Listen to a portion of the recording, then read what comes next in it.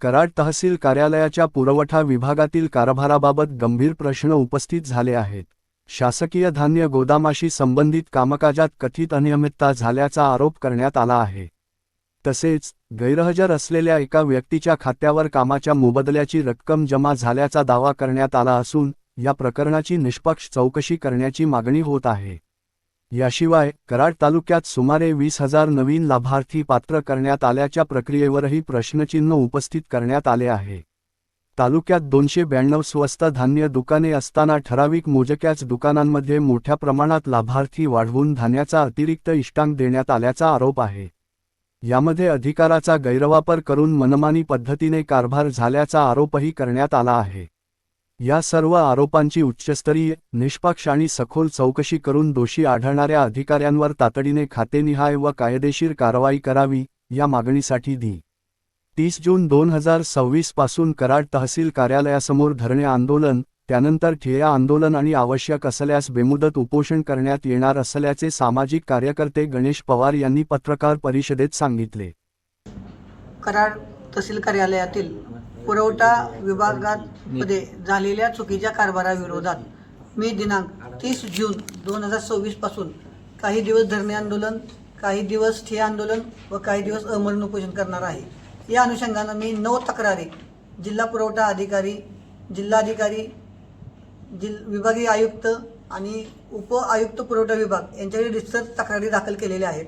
त्यामध्ये ज्या काही माझ्या मागण्या आहेत त्यातील मुख्य मागण्या आहेत. त्यातील काही संदर्भातील तुम्हाला माहिती देतो.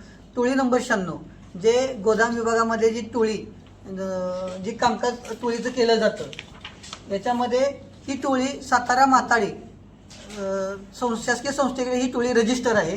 याच्यामध्ये त्या टोळीचा प्रमुख आहे अनिल विठ्ठल पगडे आणि त्याचा भाऊ सुनील विठ्ठल पगडे हा गेली 1 ते 2 वर्षापासून कामावरती गैरहजर असतानाही त्याला हजर दाखवून शासनाकडून त्याचा पगार घेतलेला आहे. यामध्ये ही गोष्ट पुरवठा निरीक्षक अधिकारी सायला नायकवडे व तहसीलदार कल्पना ढवळे यांच्या निदर्शनास मी आणून दिलेली असतानाही त्यांनी त्यांना मदत करून त्याला तिथेच कामासाठी त्या दोघांना तिथं ठेवलेलं आहे. याबाबत यांची सविस्तर चौकशी करून त्यांच्यावरती कारवाई व्हावी असं या तक्रारीमध्ये मी म्हटलेलं आहे. तसेच मुद्दा नंबर 2 असा आहे. याच्यामध्ये पुरवठा निरीक्षक अधिकारी यांनी कराड तालुक्यामध्ये 5,851 कुटुंबांना धान्यासाठी पात्र लाभार्थी केलेले आहे. तसं त्यांचं अभिनंदन आहे की त्यांनी एवढे साधारण 20,000 लोकांना धान्याचा लाभ दिला आहे. परंतु त्यांनी ठराविक आणि त्यांच्या ओळखीच्या आणि जवळच्या दुकानदारांना आणि त्या लोकांनाच फायदा होईल याची पूर्ण त्यांनी काळजी घेतलेली आहे. कारण एक छोटंसं मी कच्चं पान तयार केलं आहे. याच्यामध्ये तुम्ही जर बघितलं तर दुकान नंबर 605ला 110 कार्ड वाढवलेत, दुकान नंबर 691ला 108 कार्ड आहेत, त्याच्यानंतर दुकान नंबर 503ला 105 कार्ड आहेत. अशी सरासरी जर तुम्ही बघितलं तर 292 दुकानं कराडमध्ये असताना ठराविक दुकानदारांनाच हा शिष्टांग वाटप करून त्यांनी त्यांना मदत केलेली आहे. त्यामुळे याची सरस चौकशी करून त्यांच्यावरती कारवाई झाली पाहिजे. त्याचबरोबर श्रीमती सायला नायकवडे यांनी साधारण 2,162 रेशन कार्ड नवीन वाटप केलेले आहेत. यामध्ये अशी शंका आहे की बाहेरील देशातील लोकांनाही याबाबतची रेशन कार्ड मिळाली असू शकतील आणि मिळाली असतील अशी चर्चा चालू आहे. त्या संदर्भात शासकीय अधिकाऱ्यांनी ह्याचा पूर्ण तपास करावा की 2,162 कुटुंबांना जे रेशन कार्ड वाटलेले आहेत त्यांनी तो कायद्याच्या प्रोसिजर प्रमाणे वाटप केलेले आहेत का नाही त्याची तपास झाला पाहिजे. आणि त्याच्यामध्ये जर चुकीचं असेल तर ह्यांना निलंबनाची यांच्यावरती कारवाई झाली पाहिजे. बाहेरील देश म्हणजे कोणतं?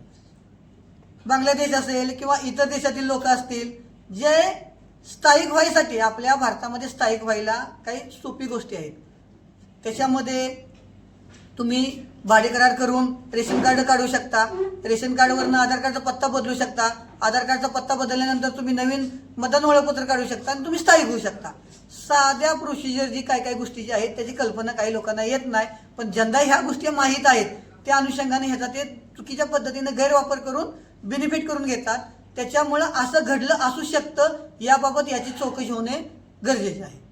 त्याचबरोबर शासनाचा नियम आहे की 12 अंकी रेशन कार्ड नंबर असल्याशिवाय तुम्ही रेशन कार्ड वाटप करायचे नाही.